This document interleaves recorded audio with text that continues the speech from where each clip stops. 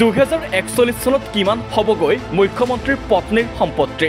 আপোনাৰ পত্নীৰ মাটি 2041 চনত কিমান হ'বগৈ সেই একেই চেম্পলিং সাৰ্ভেত?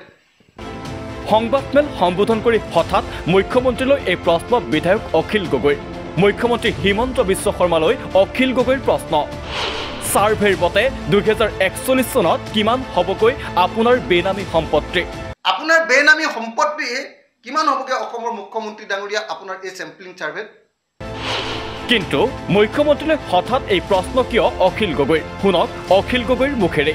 আপোনাৰ চেম্পল সাৰ্ভে যে চেম্পলিঙে যে আপোনাক ক'লে যে 2041 চনত অসমত মুছলমান মানুহ সংখ্যাগুৰু হৈ যাব আৰু হিন্দু সংখ্যালঘুত পৰিণত হ'ব, সেই একেই চেম্পলিঙে আপুনি কওকচোন যে আপোনাৰ পৰিয়ালৰ আপোনাৰ পত্নীৰ সম্পত্তি 2041 চনত কিমান হ'বগৈ? আপোনাৰ পত্নীৰ মাটি 2041 চনত কিমান হ'বগৈ সেই একেই চেম্পলিং সাৰ্ভেত?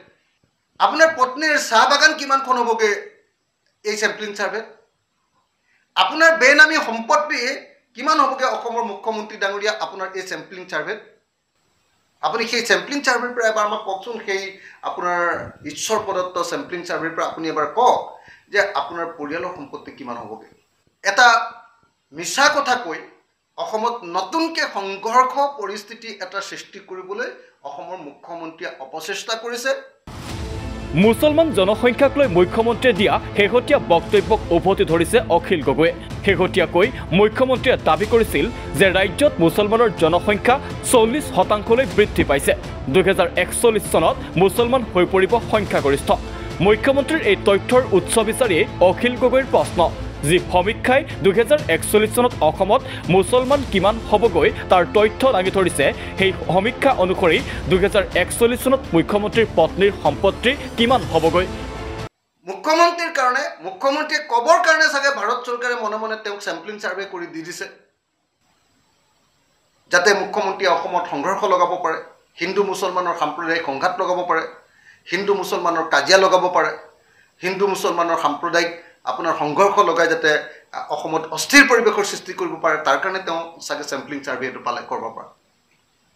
কাৰণ আমিতো জানো যে চেম্পল সাৰ্ভে এনেকুৱা ধৰণৰ কোনো চেম্পল সাৰ্ভে আমি ক'তো দেখা নাই। NSSOই যিটো কৰে তেনেকুৱা ধৰণৰ কোনো চেম্পল সাৰ্ভে আমি এই ক্ষেত্ৰত কেতিয়াও কোনোদিন ক'তো পোৱা নাই, ক'তো আমি উল্লেখ পোৱা নাই। আমি নিজে বিধায়ক আৰু গোটেই ভাৰতবৰ্ষৰ কোনো মানুহে পোৱা নাই যিটো অসমৰ মুখ্যমন্ত্ৰীয়ে পালে যে অসমত মুছলমানৰ জনসংখ্যা 40% হৈ গ'ল। আৰু মুখ্যমন্ত্ৰীয়ে গম পাই গ'ল যে 2041 চনত অসমৰ মুছলমান জনসংখ্যা হিন্দুতকৈ বেছি হৈ যাব। এইটো অসমৰ মুখ্যমন্ত্ৰীয়ে দিব্য দৃষ্টিৰে গম পাই গ'ল। তো অসমৰ মুখ্যমন্ত্ৰীক মই সুধিব খুজিছোঁ যে মুখ্যমন্ত্ৰী ডাঙৰীয়া, আপোনাৰ চেম্পল সাৰ্ভে যে চেম্পলিঙে যে আপোনাক ক'লে যে 2041 চনত অসমত মুছলমান মানুহ সংখ্যাগুৰু হৈ যাব আৰু হিন্দু সংখ্যালঘুত পৰিণত হ'ব, সেই একেই চেম্পলিঙে আপুনি কওকচোন যে আপোনাৰ পৰিয়ালৰ আপোনাৰ পত্নীৰ সম্পত্তি 2041 চনত কিমান হ'বগৈ? সিমানেই নহয়, মুখ্যমন্ত্ৰীৰ তথ্যক ভুল বুলিও দাবী বিধায়ক অখিল গগৈ। যে মুখ্যমন্ত্ৰী ডাঙৰীয়া আপুনি যিবিলাক কথা কৈছে প্ৰত্যেকটো কথা মিছা। আপুনি কৈছে যে 2015 চনত 1951 চনত আপুনি কৈছে যে 2051 চনত অসমৰ মুছলিম জনসংখ্যা 12% আছিল, কিন্তু অসমৰ লোকপিয়ল মতে সেই সময়ত অসমৰ মুছলিম জনসংখ্যা আছিলে 24%। এইটোত আপুনি মিছা কথা ক'লে। এই প্ৰশ্নটোৰ উত্তৰ এতিয়া অসমৰ মুখ্যমন্ত্ৰীয়ে দিব পৰা নাই। মুখ্যমন্ত্ৰীয়ে মুছলমান জনসংখ্যাক লৈ দিয়া শেহতীয়া বক্তব্যক বিজেপিৰ ৰাজনৈতিক থিয়ৰী আখ্যা দি অখিল গগৈয়ে ক'লে, বিগত দুটাকৈ বিধানসভা নিৰ্বাচনত আজমল মুখ্যমন্ত্ৰী হ'ব বুলিয়েই ভোট বিচাৰিলে বিজেপিয়ে, কিন্তু বিগত লোকসভা নিৰ্বাচনৰ পাছত ম্যাদ উকলিল আজমল থিয়ৰীৰ।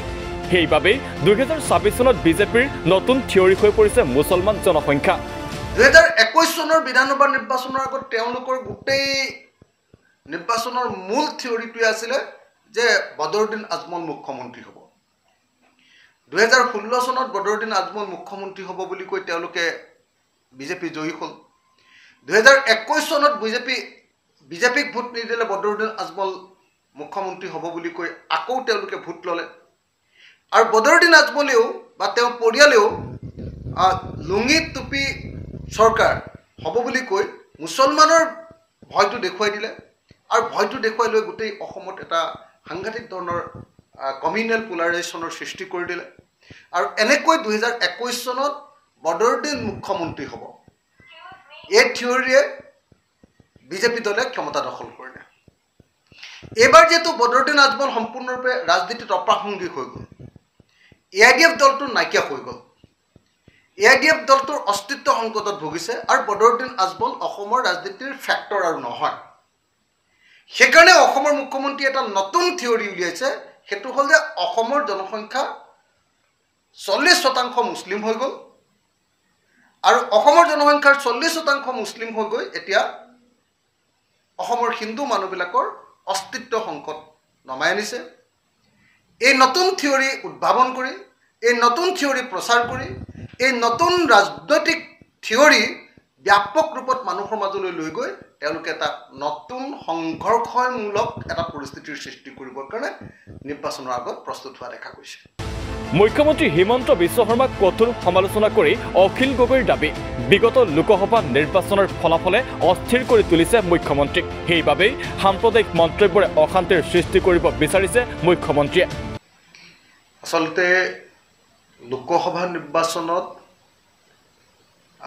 বিজেপিয়ে তেওঁলোকে দেখুৱাব খোজা ফলাফল লাভ নকৰি তেওঁলোকৰ ফলাফল বেয়া হোৱাৰ পাছত আৰু আমাৰ বিৰোধী ঐক্যমঞ্চৰ ফলাফল ভাল হোৱাৰ পাছত বিজেপি দলটো সাংঘাতিক ধৰণে শংকিত হৈ আছে বিজেপি দলে বুজি উঠিছে বিশেষকৈ অসমৰ মুখ্যমন্ত্ৰী ডাঙৰীয়াই বুজি উঠিছে যে 2026 চনত অসমৰ মানুহে বিজেপি দলটোক বিদায় দিবৰ কাৰণে সাজু হৈছে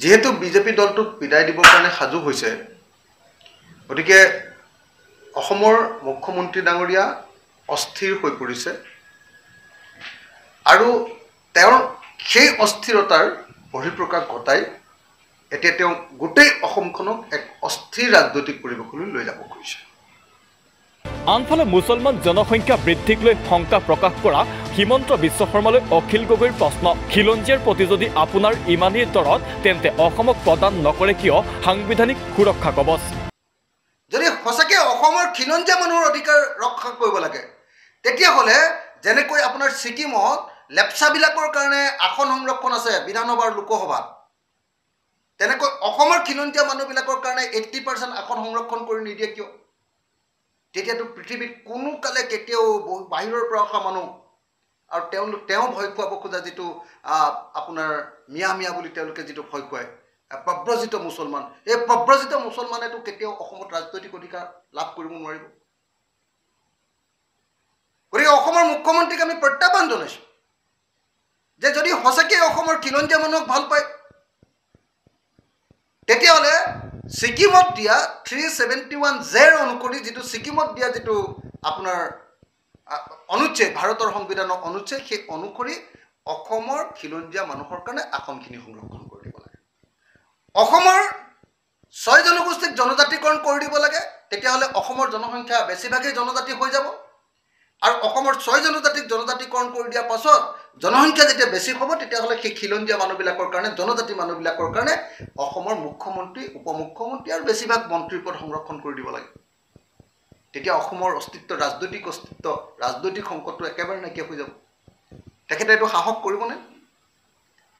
কৰিবনে হিমন্ত বিশ্ব শৰ্মাই এইটো সাহস কৰিবনে যে অসমৰ খিলঞ্জীয়া অসমৰ ভূমিপুত্ৰ অসমৰ ট্ৰাইবেলসকল আৰু 6 জনগোষ্ঠীক জনজাতিকৰণ কৰি তেওঁলোকৰ হাতত ৰাজনৈতিক অধিকাৰ তুলি দিব নিউজ ডেস্ক ৰিপোৰ্ট দি ক্ৰছ কাৰেণ্ট